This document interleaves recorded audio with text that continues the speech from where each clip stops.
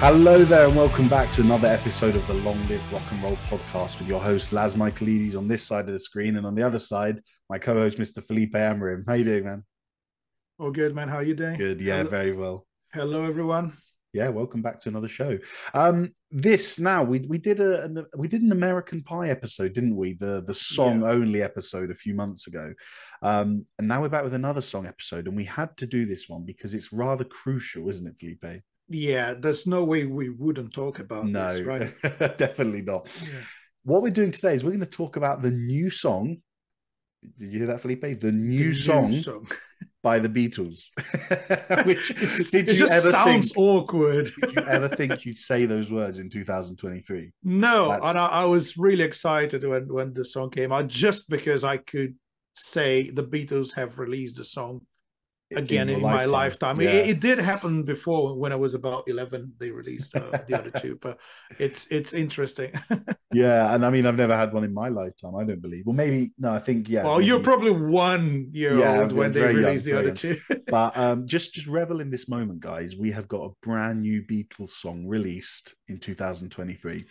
Let's talk about it. And I'm really just to talk about it, Felipe, and I'll tell you why. It's because I've made no notes for the episode. Because I've listened to the song, I've watched the documentary, I watched the music video, I've read about all the technology used, and I just can't wait to chat to you about it. So let's get going. Yeah.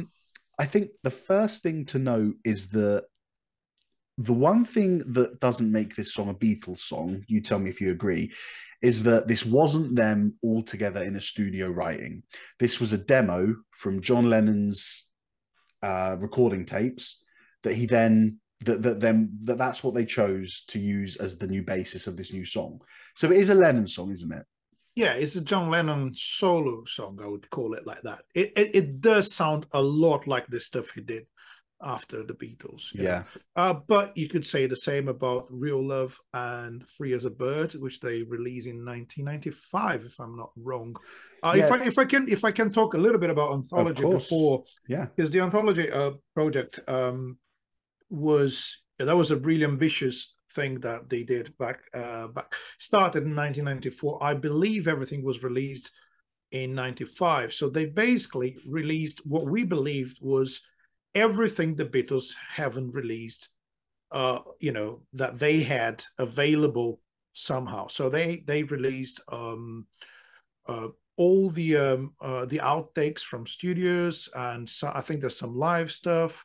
There's like bits and pieces of them talking at interviews and stuff, and 2 brand new songs at a time, Real Love and Free as a Bird, who is the same thing. They were demos that John recorded at home. So basically Yoko came to them and said, look, I've got these tapes that John did at home. Do you guys want to use them? And then George was very excited about it. So the 3 of them got together again and did that. So one of the songs was Now and Then. So that song couldn't be finished because you couldn't quite isolate John's voice and bring it up in the mix. So because the piano was too loud. So it was, because it's not like when he was recording demos at home, he was doing multi-track recording. So he was just playing guitar or piano and singing on top of it. So you have one track with all those sounds. So it's really hard. If you compare Now and Then with Free as a Bird and Real Love, John's vocals are not really that clear in those 2 songs. There's loads of effects, which is a Beatles thing anyway. He loved to sometimes overdo the effects. It's fine. The psychedelic feel about it. It still works, but it's clearly, for me, a way of kind of hiding the low quality of those recordings, right? They're not professional recordings. But they could get away with those 2 songs, but they couldn't do it Now and Then, and they were running out of time and getting frustrated. So George recorded some acoustic guitar, some rhythm guitar, and they kept it. Probably Ringo and Paul recorded their parts and kept it, but they couldn't fix the vocals, and they gave up. So now, many years later, they have the technology, which came from Get Back, isn't it? When they're doing the movie. Yeah, so let me talk about this part. Let me talk about this part because please Some subtext. The Lord of the Rings are my favorite movies and my favorite books of all time. Felipe knows how much I go on Yeah, about oh it. my God. So Peter How did you Jackson, manage to mention Lord of the Rings in this show? I'll find a way if I can. Yeah. So Peter Jackson is the director of Lord of the Rings, and as people know, I will not get too much into it. My love for Lord of the Rings is not appropriate for this show, but during the filming in Lord of the Rings, Peter Jackson and his crew made a lot of technological advancements, you know, little things like in some of the battles, they made it so that the animated figures, if they bumped into one another, they'd go different directions. Little technological advancements that people weren't really used to at the time. And Peter Jackson was always about innovating. What can we do differently? About 5 years ago, I might be wrong, but around then, he found some footage from World War One films that he remastered and he added color to. That's called "They Shall Not Grow Old," and he energized those videos. Then 2 years ago, I think he did the Get Back project, which was the same kind of thing, taking all of the studio and rehearsal footage for the Beatles recording the which album was it? Let It Be. Yeah, it was Let It Yeah, Be. Let Yeah, It Be. yeah. And he There's found the some songs footage. that came out on Abbey Road. Correct. They were Yeah. producing at the time. So they were in this rehearsal, and Peter Jackson found the footage, gave it color, rendered it in 4K so we could all enjoy it more, found the audio, put it together, and that's what we had that come out on Disney Plus a couple of years ago. That was the Get Back films. Now, during that process, Peter Jackson and his team found a way to use AI and just technology in general to their advantage. And they were now able, the demo tape that Felipe is talking about, they were now able to split the piano from the vocals, which is just, I mean, even, I know it's 2023, but even that still, Well, you I have think is some apps remarkable. now. You know, there's some apps that you can download to your phone that you can do that with any Mm. song. So basically, But you yeah, pick the instruments. It's like, oh, I want to, mute the drums or bring the bass up or whatever. You can. Anyone has access to that kind of technology. To the point, I would dare to say that if they sent us that tape, we could have done it at home now. Like AI yeah. is so advanced that, that technology is now available to pretty much anyone, and it's quite impressive. Mm. I'm totally in favor of using this the way they used, and I think Yeah. it's remarkable that we can hear John's voice crystal clear. Beautiful, isn't it? So just to finish that section off, Peter Jackson then gave the vocals, of course, to Paul McCartney, and then Paul and Ringo got together, re-recorded their parts of drums and bass and some backing vocals, and we're in the situation now where we've just had the new Beatles song. New Beatles song, yeah, I still won't get used to saying it. It's not normal. It's not normal. yeah. But yeah, I mean, do you want to talk about anything I just mentioned? Yeah, but yeah. I mean, actually, so in regards to the process, you said they were not recording it together.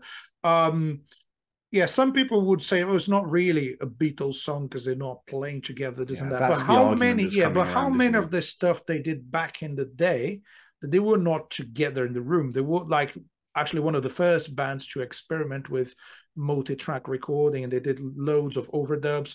Yeah, And sometimes, one of them wouldn't be in the studio. They did like a huge chunk of Abbey Road without John in the studio. yeah. So it's that kind of stuff. But But can I just uh, quickly add? yeah, Sorry, can I just add yeah. that this world we're living in, look at how you and me are talking now. Metallica's new album, 72 Seasons, was all done through COVID. Sorry, during the lockdowns. Mm-hmm. So they were apart and they'd write together over Zoom. And James Hetfield would come up with a riff idea and he'd play it to Lars, just like the way I'm talking to you. And Lars would say, yeah, follow that. Then they'd get together 24 hours later and James would have finished the song. That's not Oh, wow. songwriting as a band, is it? But it doesn't matter. This is the day and Well, age we're living in. yeah, that's one of ways of writing songs. I'm a big fan, as I said a million times, of like getting together in the studio and jamming until you get to a final arrangement. And the Beatles did a lot of that quite in the beginning, Yeah. like when they started. But they started experiment with multi-track recordings, and then obviously did a lot of stuff that didn't include all of them. Like the Ballad of John and Yoko is actually only Paul and John. No one else is in the track. So that's one example. So Paul played the drums and the bass. and I think the piano. John did the guitars and the vocals. So So there's even proper Beatles songs yeah, without all the Beatles on it. yes. So what I would say, right? Not that I think there should be an argument about, oh, is this a Beatles song or not? But what I would say is, what makes it different is John wasn't writing those songs to be recorded by the Beatles. So that is the main difference, right? There's loads of songs he did back in the day that he would write alone, but to be a part of a Beatles album. So they would bring their contributions and maybe even add to the songwriting itself. There's a difference between just writing the song and arranging the song. So Paul was a guy that would come up, according to John himself, Paul was a master of the middle eight, which is that 8 bars in the middle of a song, that there's that one part that only happens once in the song that kind of takes the song to a different direction so it doesn't get boring, you know. So John said that many times he got stuck and Paul would come with a middle eight in one attempt and just do it and it would be perfect. So yeah, so sometimes they would write songs separately and someone else would contribute with something. And also there's the whole environment when you're in a band and someone would come up with an idea, like a hard day's night was a phrase that Ringo said. 8 days a week was another thing that Ringo said. He doesn't get the credit as songwriter, but he gave the names to those songs. Yeah, some of the most famous titles. But, you know, so without Ringo, those songs wouldn't exist in a certain way. So it not only without his drumming, without his ideas. So being surrounded by your bandmates is completely different than being at your apartment writing songs. And what John did with Real Love, Free as a Bird, and Now and Then was exactly that. He was in the Dakota building in New York, just playing around and like fiddling with his guitar and piano and writing some stuff. And that wasn't meant to be Beatles recordings, right? But one thing I want to say as well is like he never ruled out. Well, maybe when they finally split up, they were not considering a reunion right away, but Lennon didn't rule out coming back as a band again. So he mentioned, there was an interview that he said, yeah, I'd like to play with the boys again and something like that. So they were considering at some point to do that reunion. And as you know, as tragic as it is that John left us too early, we didn't have that reunion. And I would say there wasn't a chance for the Beatles to mess up like as a 4-piece band. They didn't get together like, let's say in the 80s, to record something that would be way worse, like potentially way worse than what they did in the 60s. Yeah. So like that tragedy kind of spared us from a possibility of something bad that could come out of the Beatles actually getting together in studio and recording. But it could have been a masterpiece. We will never know. I agree with you that something that is so mythical and legendary about the Beatles is that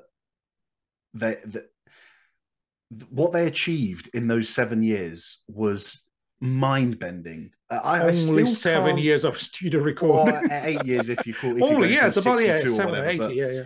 I just still can't believe the breadth of work. I mean, some of the stuff they've done, and we spoke about it in our episode, I think it was episode 22, Rubber Soul. So go and check that out if you haven't listened to it. They were always innovating, pioneering, pushing the boundaries of technological advancements, songwriting, genre mixing. They were always doing it. And they did it 1 year after another. It's not like, you know, when you think, I just think, go back to Metallica again, there was like 8 years between one album. And then another 6 years between the album. And it's fine. Like, I don't mind that. If you're touring and giving the fans live shows, I don't mind that. But the Beatles, and in the 60s was a very different time, admittedly. But to top each album just got better and better and better. Yeah. And to do that in 7 to 8 years is just such an achievement. And it's because it just kind of ended so abruptly on the rooftop. I think that almost cements their legendary status, because you're right. If they'd have come back in the 80s, God, I could have been a masterpiece, but knowing what the 80s was like and what pop music in the 80s was like. There's a certain, I don't know, there was a curse with the 80s or something. It just doesn't work. I would not like to. They would probably add their ridiculous reverb on the snare drum. And synths all over the place, keyboards, you know, the Beatles used keyboards, don't get me wrong, but appropriate keyboards. Yeah. But yeah, the So legendary status I'm about them is because they yeah, ended on such a high note, and they yeah, and but then all four of them went off and did their own different thing with not equal success, but near high success for all of their solo work. But yeah. you always got the feeling this is, I don't know, this is not the Beatles, but it's the next best thing. Hmm. Yeah, exactly. That's exactly what you think when you listen to the solo stuff. Yeah, So in that sense, I would say clearly to me, this song is a Lennon song performed by the Beatles. yeah, So, which, to be fair, they did a lot of that, writing songs alone and just recording as a band. The difference is that song wasn't written when they were together. So obviously there's going to be loads of people talking. Oh, they shouldn't have done this. Like I remember, back in the day when they came up with Anthology and they released the first two tracks, and because this I see this project as a continuation of that. So yeah, like the third song, but when they came up with the idea, we got together. The three of us, they actually played together in studio, which is super cool. hmm, But they said we needed to have John's voice in it. We couldn't call it the Beatles, and that's kind of a clever thing in terms of marketing. You can't criticize them for using the name the Beatles without the further. They have never used the Beatles as a brand if you don't have the four of them involved in the album. Maybe a couple of tracks that yeah, some people wouldn't be there, but they didn't do that project back in 1994 95 as a three-piece. They could have, imagine Paul say, oh, I got some of my songs here, and George could have said the same, like, let's just record the three of us. And I think some people would dig it, but lots of people would say, oh, that's not the Beatles because John is not there, they shouldn't have done it. But loads of people were criticizing them for doing it whilst John is not here. But I would say, I why feel like, not? yeah, I feel like they've done, again, this just adds to their legendary status to what I was Yeah, saying about. I feel like they've just done everything right. They yeah, never seem to have made a decision where you go, oh, do you know what? That's not a good look for George, Paul, and Ringo. yeah, What the example you just gave. Imagine they bought their own songs and tried to call it the Beatles without John. That is the point where I would have gone, do you know what? I mean, I get yeah. it, but Not I'm not really. a fan of Yeah, that. And they've never done anything wrong like that. There was talk before this song came out. Paul McCartney, I don't know if anyone heard this or saw it on the news or anything. A few months ago, when they were preparing to record this song, Paul McCartney comes out and he says, I think he comes out with a statement something like, "Oh, we've used AI to get John's voice back." And people were like, took that headline. They were like, "Whoa, hold on! You mean you've AI generated John's voice? No, how you can't do that. This is wrong." So there was a bit of an upheaval about it. But because they then, thought they were recreating his yes, but voice, Paul hadn't, it didn't with exactly AI get it technology. right. They were using AI through Peter Jackson's technology to split the vocals apart from the piano.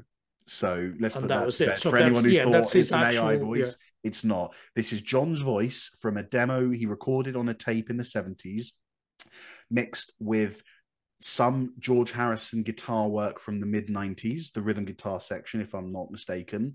Then drums and bass and backing vocals from 2023. And it's a Beatles song, man. I don't care. It's a It Beatles song. is. Yeah. Yeah, it is. And it's yeah, let's talk about the song, right? So Yeah. it's the one thing, right, I would say is Can I ask you before you go in? Did you like it? I loved it. Yeah. Okay. I loved it. I really liked it, and I even got one of my students to play. So there's was Brilliant. teaching the other day. I'm a drum teacher as well, and one of my students, she's a Beatles fan, and she was learning "Come Together," and they said, you know what, let's play the new Beatles song. And I was like, that's how weird it is to say, let's Yeah. play the new Beatles Oh song. man, yeah, that's And incredible. But yeah, sorry, please carry on yes, what you say. no. So one thing about the song for me, and this is where I think it could have damaged John's legacy in a certain way, but I don't. I that's not what I think, but it could have, in the sense that I would consider that those tapes are not only unfinished songs, but the songwriting itself is unfinished. Okay. Do you understand? Like Would an you unfinished. care to Oh, elaborate? yeah. What is an unfinished song for me? Let's say I've finished lyrics, melodies, and the chord progression for a song, and I do it on the guitar, and I send it to you. Say, Laz, this is the song. Like the melody is there, the lyrics are there. So can you do some bass and keyboards and whatever? and then you go there and record the instruments. So you're doing the arrangements, but you're not actually touching the essence of the song. You know, Yeah. oh, you could, let's add a verse or a middle eight, whatever. No, but let's say you're just going to finish what we call the arrangements, the instrumental parts of it, and backing vocals and all that stuff. But you could say the songwriting process is finished when you do a guide track and send it to someone to put the instruments on top of it. The songwriting process is most of the time is finished. So you're arranging, you're not writing, is a different thing. So this whole thing makes me think that maybe John hasn't finished those songs. Maybe he wanted to add a middle eight. Maybe he wanted to change the lyrics for the chorus. Maybe so. Basically, the Beatles were, finishing arrangements for a composition that probably wasn't final. Which so are you saying why not? So are you saying that you feel that John might not have been happy with this new song because it wasn't the way he intended it, or it needed more? Maybe he thought it needed more. Listen, if you watch the 12 minutes documentary, which I know you've watched it. Yeah, so quickly, guys, in the description below, I should have said this at the start, really, but we do recommend that you listen to the new song, obviously. B, listen to it via the music video, the official music video, because there's loads of lovely footage, and they've done a few nice little bits where they've got 2023 Paul, and then they've superimposed some 1960s Paul in. It's quite nice. And then there is a 12-minute documentary. The links for all these will be in the show notes below. But the documentary is fantastic because it really shows the process of what they went through, what happened in each decade to get to where they got to today. So yeah, the links are down below. Make sure you check them out. Sorry, Felipe, please carry on. That's what I'm saying. Like, it's not like necessarily a song that was completely finished as a song itself before adding anything else. So yeah, some people might claim this like, well, it's not even a finished song, and they I don't think so. In this song specifically, they didn't add more lyrics or an extra verse or anything. They just put their parts on it, right? Well, it feels like quite a simple song, doesn't it? There's not much movement. It doesn't really go around sections. We know the Beatles were quite simple, verse, chorus, bridge, chorus, outro. But this does feel very simplistic. Yeah, it's the same formula that they used in terms of what they play on the song as well. It's the same formula they used for the other two songs they released in '95. Okay. So like a slide guitar, a very straightforward drum beat, which Ringo was really creative. He would use, the toms to kind of build the groove. For this song, that was very straightforward, kind of rock and roll groove. And the BVs, everything they did was pretty much in the same style. Like it sounds to me. So as I said, if you watch the documentary, it sounds to me that they're trying really hard to not mess up with the Beatles' legacy. And there's some points where John's son and Paul are talking about, oh, he would be happy with us doing this. So they constantly justifying doing it. I think they were like kind of aware that some people say, oh, you shouldn't have done it. And then throughout the documentary, Paul says a couple of times, oh yeah, John would be so happy that we're doing this. Like, oh, he was totally in favor of using the last, technology available for whatever. So it's like saying, guys, John would love this. Maybe they didn't even need to say that. And I would say one thing, Yoko is the one person who is responsible for whatever John left behind. And she, if someone has the right, if some person who is here alive at this moment in time is entitled to decide what happens with John's music, that would be Yoko. No one knew him better than her. I'm just looking through because I believe, I'm just doing a quick Google, because I believe that Yoko handed the tapes. She did it. She got in touch with George, if I'm not wrong, and said, "Look, I've got some tapes." That's how they started the project back in the 90s. That's correct. Yeah. So I'm saying, this is not 2020 with Peter Jackson. This is 90s. No. Yeah.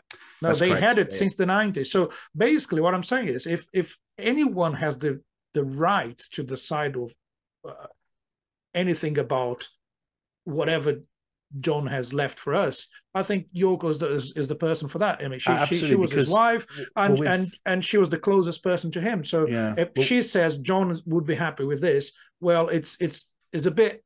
I mean, how can I argue with her on that? Like, oh no, John wouldn't like it. Well, if she says he would, and if she decided, so I think it's fair enough. You know, I think yeah, it's it's just fair. it's more that if you look at it, you could definitely look at it from a economic point of view.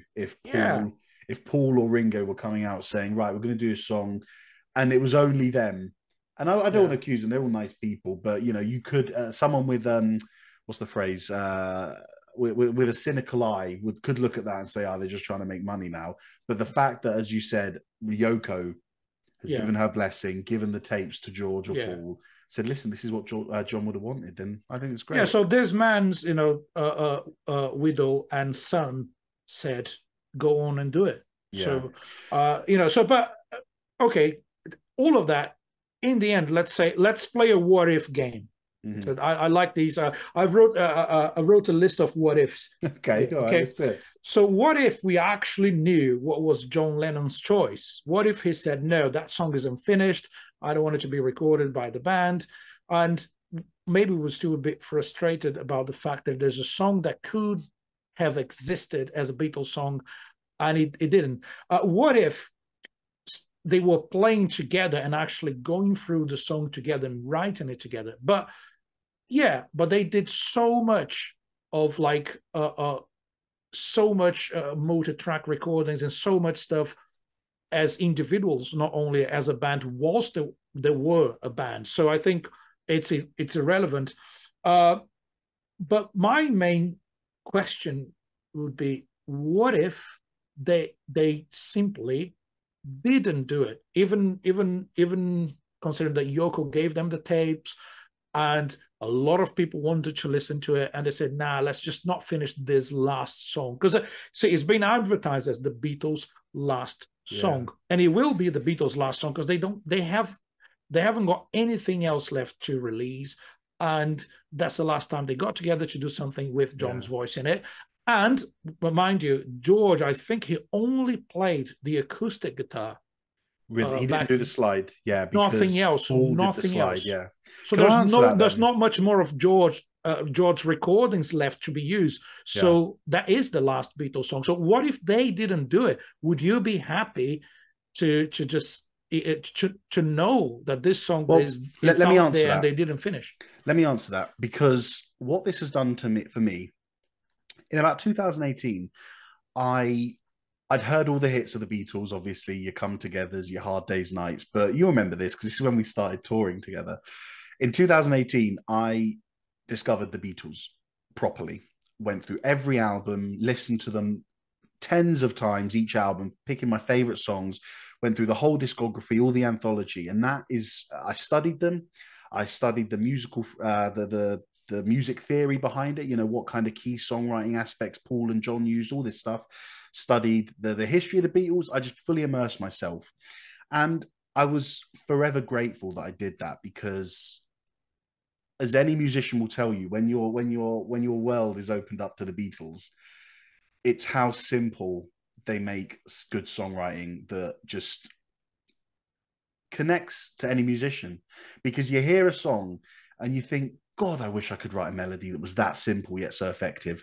God, I wish I could do a solo that worked like that, that actually doesn't require hours and hours of practice.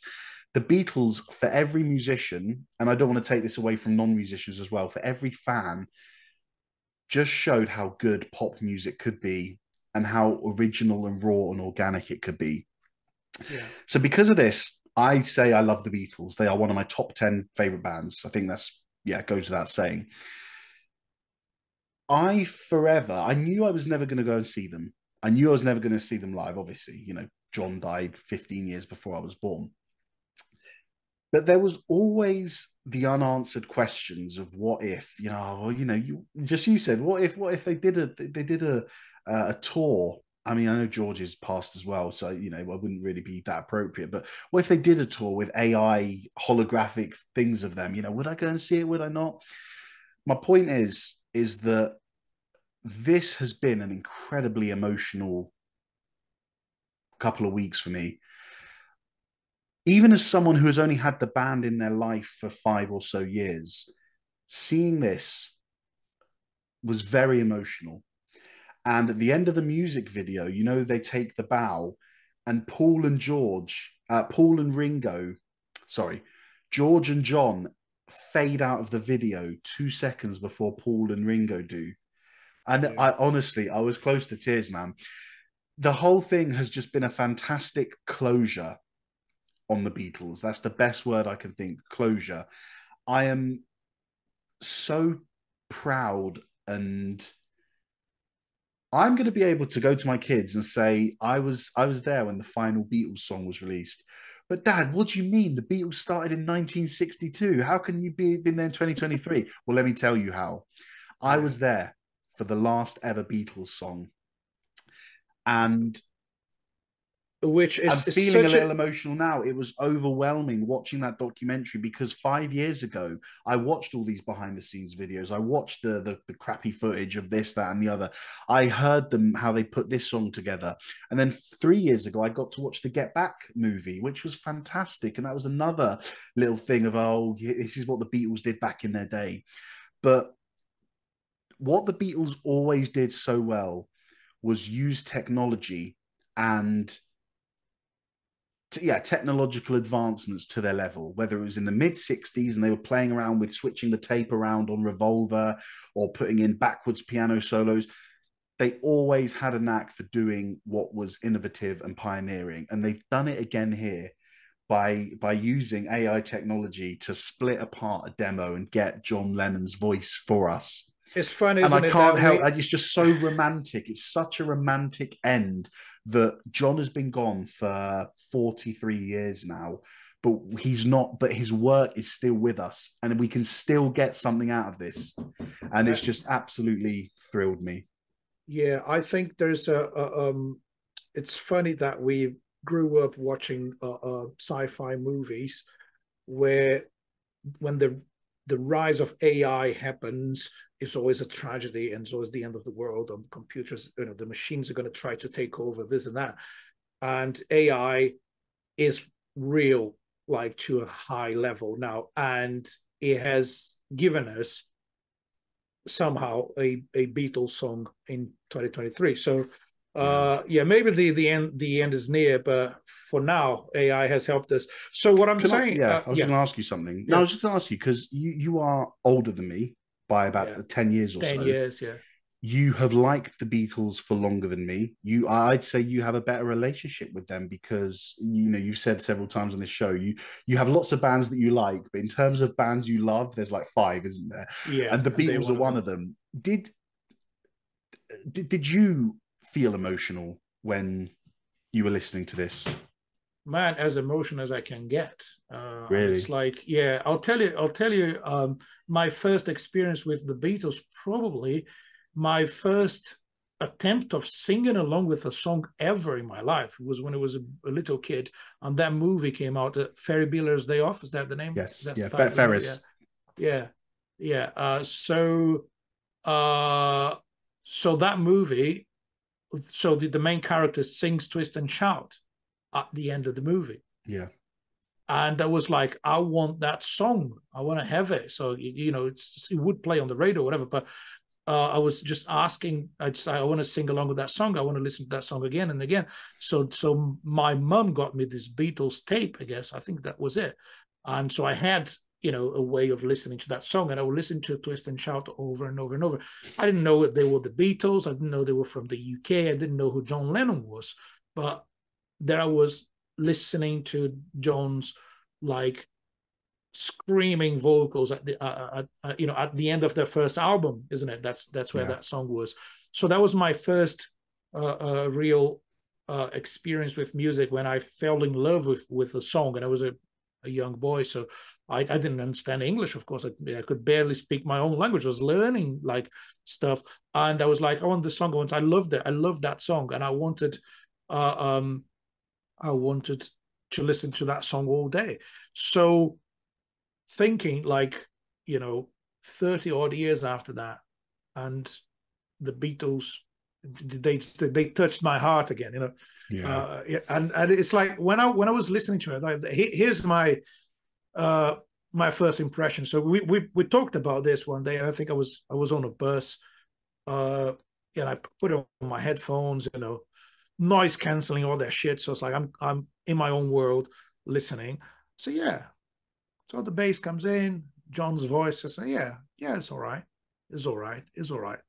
When Ringo plays a couple of hits on the snare to bring it to the chorus, I was like, fuck yeah, this is it is the Beatles, you know.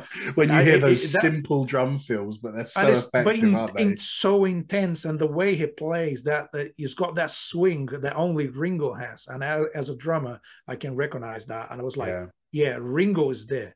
So it's like to listen to Ringo playing a fill and leading to the chorus, and John's voice is there. It's just like, Man, I can't stop just smiling. that. I'm so happy. It's Like, it's just just like, just this for me is worth. yeah.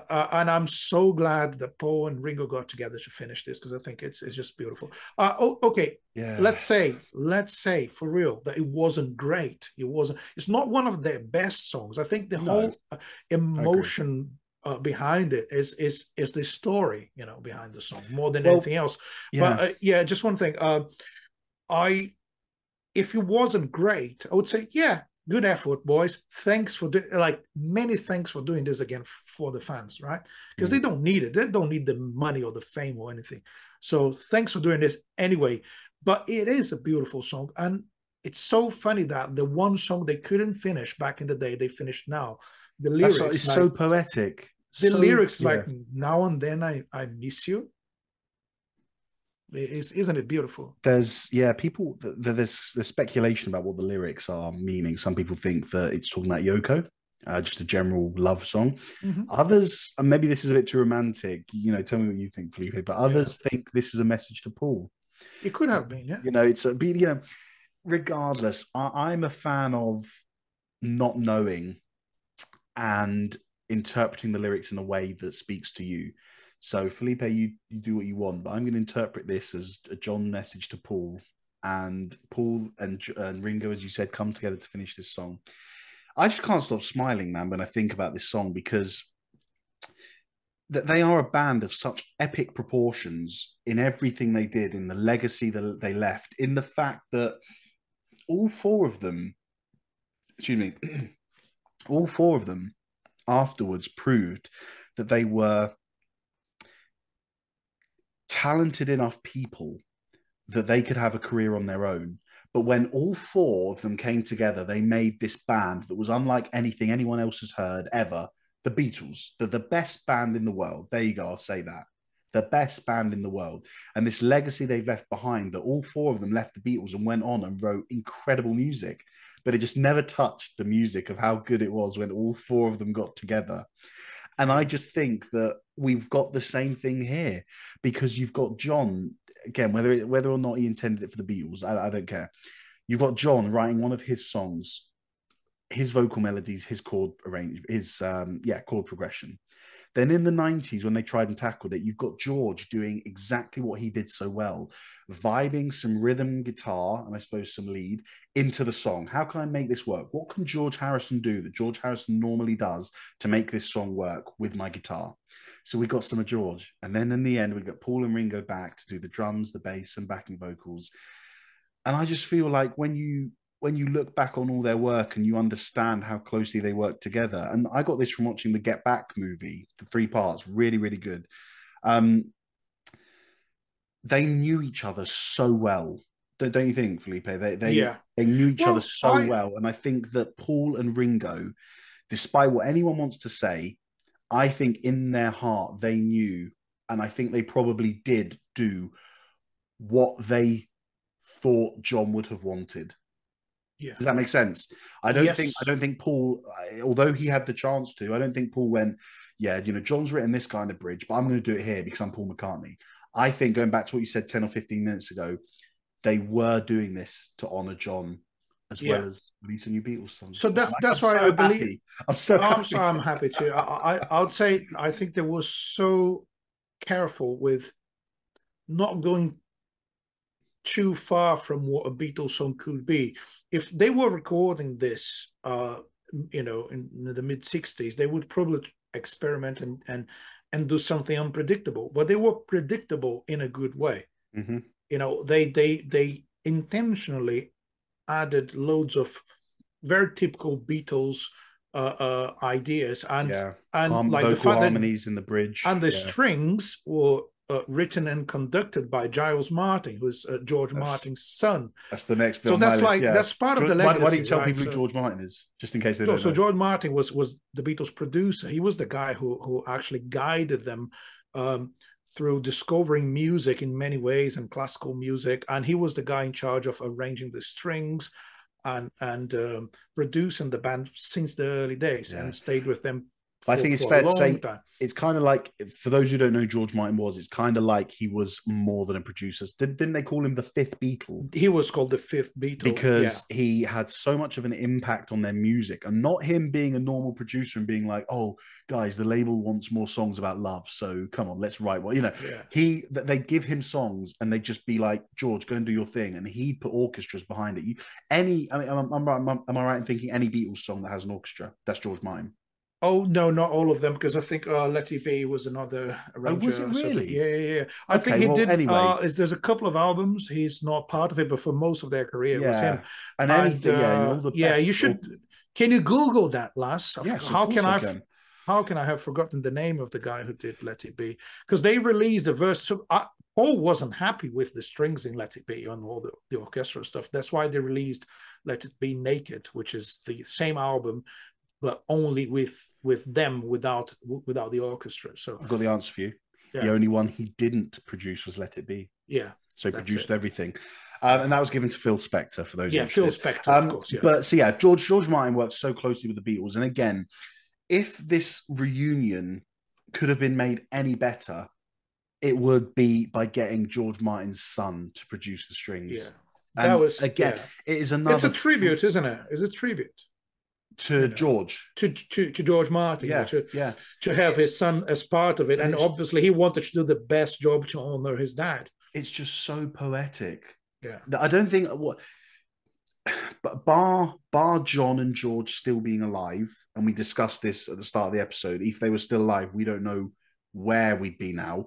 But bar George and John being alive, this is the most fitting end you could have Yeah. to a Beatles career. Yeah. 63 years, man. 60 years after they got together, Yeah. releasing their final ever single. I still can't insane when you believe it. think Like, about I've it. had a few weeks to sit with it, and I just feel emotionally drained, man. Like, the Beatles mean so much to me, and this is why I'm asking you, because they've Oh only been man, one of my favorite bands for no 5 years, and man, you've lived that with them like your entire life.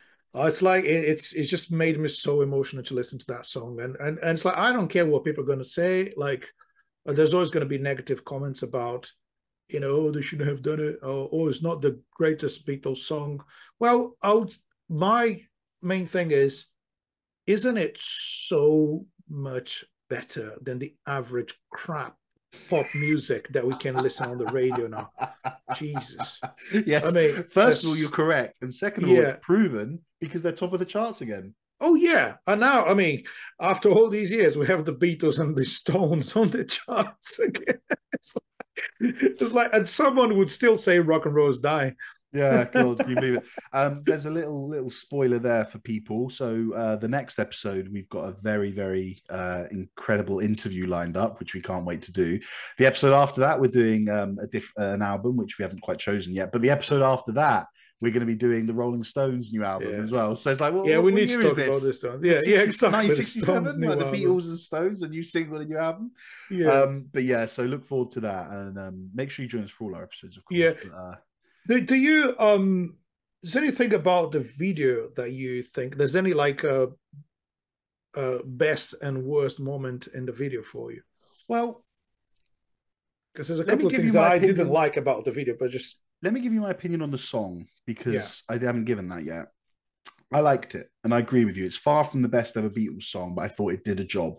There's one thing I didn't like, but I get why it's there. Paul's backing vocals that he recorded this year, mm, because he sounds old. Mm-hmm. I don't know if anyone agrees with me, but he sounds old, and you can just kind of hear John's mature 1970s voice Yeah. mixed with Paul McCartney's old 2023 voice. You can hear him in the back of the mix. Listen, it's been mixed really well, I have to say. It's not incredibly obvious, but it's because you just hear it like now and then I miss you, and like Laz. what? I'm not trying to. This isn't a Laz That's Unleashed. such a bad impersonation. That's a no, but I think that's an accurate impression of Joking. how he sounds now. And Yeah. this isn't a Laz Unleashed because I love the song, but yeah, the only thing that threw me off was hearing Paul McCartney's old voice harmonizing. But the song's called Now and Then. Yeah. Now Paul McCartney, now and then John Yeah. Lennon. I've got Well, no issues with it. would you like to listen to that song without backing vocals? It wouldn't be a Beatles song. And I'll tell you, my favorite Yeah, that's a good moment point. of the video is when you see Ringo and Paul sharing a microphone for the BVs, and it's just absolutely beautiful. One thing I didn't Yeah. like about the video, I thought it didn't look entirely good, and I believe the video was directed by Peter Jackson. So it's very rare for me to criticize something Peter Jackson does. The superimposing when they got George and John dancing next to Paul and Ringo at certain stages, I don't know. I feel like I'm being overly harsh. I don't really care. And when John is kind of conducting the orchestra, those parts that looked a bit creepy to me. Yeah, it didn't feel exactly right, did it? But I like when they had young Paul with Old Paul. Yeah, that was a nice old part. Ringo and young Ringo. Yeah, that is okay for me. But when they put the four of them together, I like when they show footage of the four of them young together. And it's just a weird thing. It feels to me like literally there's a ghost in the room when they bring the other two in the same image. Maybe that could have been avoided, but again, it's just an opinion, And and I've had to really rack my brains to think, what do I not like about this whole thing? There's very little. Paul's backing vocals are not perfect in my opinion, and one or two little moments in the videos that I thought were a little, I don't know, cringy, is that the word? But man, yeah. 2023 and the new Beatles song. Just gonna say it again. And I just want to say that what a time to be alive. What a time to be alive. You know what my dad used to say to me, I was around when the Beatles and the Stones were playing on the radio every day. I say, yeah, I can say that now, we old can man. say that now, yeah. I'll ring my dad and I'll say, hey Dad, you know the thing you said I'd never experience? Well, listen to this. Brilliant. Yeah. Bro, do you have anything more to add? Yeah, one thing I want to say is I always believe that music is, in the worst case scenario, the best excuse to get people together. It's just an excuse, as well crafted as it might have been, and as good as the songwriting can possibly be, etc., etc. People go to gigs because they want to see their favorite musicians and be surrounded by people who like the same sort of stuff. Yeah. So you do a party and you play some music so everyone can connect better. So I think it's amazing that music has this power of connecting people for real. And it has reconnected the Beatles after all these years and reconnected them with all of us. So yeah, because every now and then I miss them.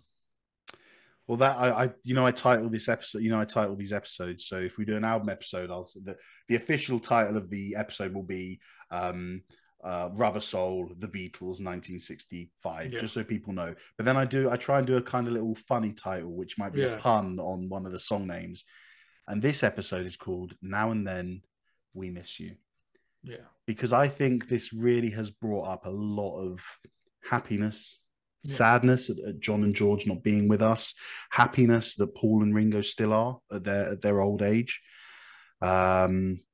emotion that they never thought they'd hear another new Beatles song again, emotion from hearing John's voice on a tape in his apartment a few years before he died, hearing George's guitar on the track, 5 years before he died. It's just been an incredibly emotional experience but it's one I'm so happy that I've been a part of and been in here to experience. Amazing, isn't it? Yeah, I want to laugh, I want to cry. It's overwhelming, man. As a it's Beatles fan, insane. it's just overwhelming because Yeah. Anyway, no monologues today because I will cry. And I didn't prepare one. I feel like everything I've said. The one thing, my conclusion would be, Yeah. John was probably the most honest songwriter of his time. I think his lyrics were, they were a reflection of his true feelings about everything else. Yeah. And when you consider that he hasn't finished the song, and we never know if he intended to release that or not. So there's no reasons to fake anything in it. So it's a true, honest reflection of his feelings in a moment in time. And it's about missing good moments with people you love. So it doesn't matter how you want to twist it around and say, oh, it's not about the Beatles reunion, it's not about Yoko, it's not about it doesn't matter. It's about the feeling of, we had good times, and then I missed those good times. And then the Beatles got together once again and gave us some more good times, and helped to create more memories, which is absolutely beautiful. And I said these memories will live with me forever. I'll remember the first time that I heard the last ever Beatles song. Yeah. Guys, thank you for joining us on what has been an especially emotionally charged single song episode. But I think there was no other way we could have done it. It had to be a whole episode dedicated to this song, so it's just too important. Let us know in the comments on YouTube. Write to us if you care that much. What did you think of the song? Did it touch you emotionally? Even if you didn't like the song, could you appreciate it? So be sure to get in touch and let us know.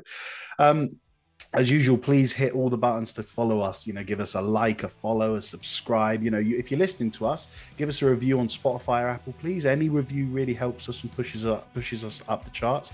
If you're watching us on YouTube and seeing our lovely rock and roll faces and beards, then please give us please give us a subscribe. Like the video, share us with anyone who you think might enjoy the content we do, because we're an independent podcast. We do it because we love the music, and the response we've gotten from these last 58 episodes has been incredible, and there's going to be many more to come. So thank you again for joining us on this Long Live Rock and Roll podcast episode. Thanks for listening to us again, and for all the support since the first episode. And keep on rocking, everyone. As usual, take care and long live rock and roll.